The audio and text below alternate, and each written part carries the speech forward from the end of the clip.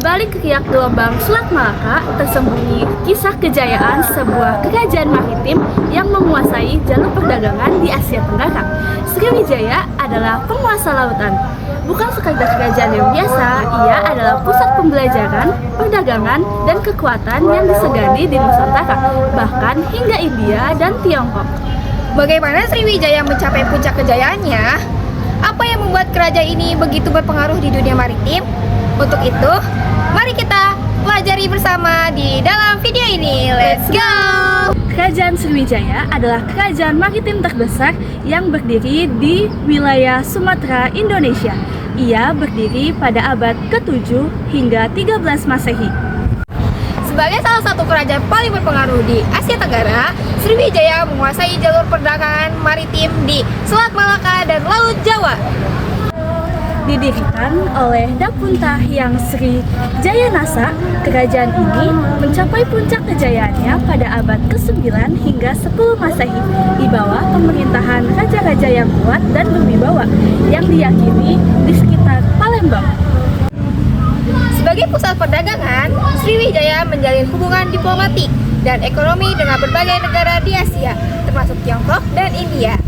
Catatan sejarah dari dinasti Tang di Tiongkok menyebutkan bahwa Sriwijaya sering mengirimkan utusan dan melakukan perdagangan dengan Tiongkok. Berikut merupakan faktor-faktor yang mendukung kejayaan ekonomi di Kerajaan Sriwijaya. 1. Letak geografis dan perdagangan maritim.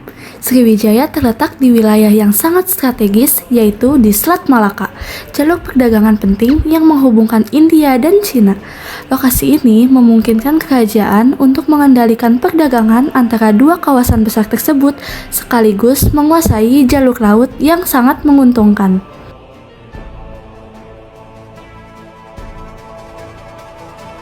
2. Perdagangan dan pengendalian pelabuhan. Sebagai kerajaan maritim, perekonomian Sriwijaya sangat bergantung pada perdagangan.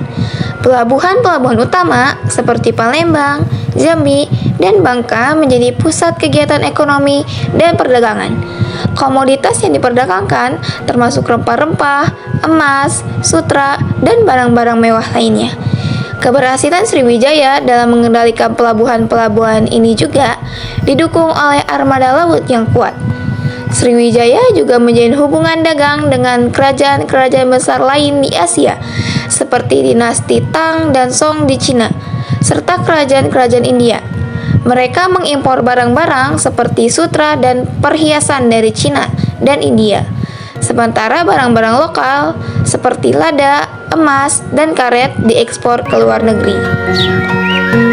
3. Sistem moneter dan pajak.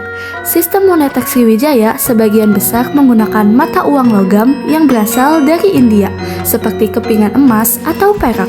Hal ini mempermudah transaksi perdagangan, baik domestik maupun internasional. Selain itu, kerajaan ini menetapkan sistem pajak kepada para pedagang yang melewati wilayahnya. Pajak ini merupakan sumber pendapatan yang besar bagi Sriwijaya. Pedagang asing yang ingin berdagang di wilayah Sriwijaya harus membayar pajak tertentu sebagai bentuk izin untuk menggunakan jalur perdagangan yang aman. Jadi, Secara keseluruhan, sistem perekonomian kerajaan Sriwijaya sangat didorong oleh perdagangan maritim, penguasaan jalur pelayaran internasional, dan pengelolaan sumber daya alam yang melimpah.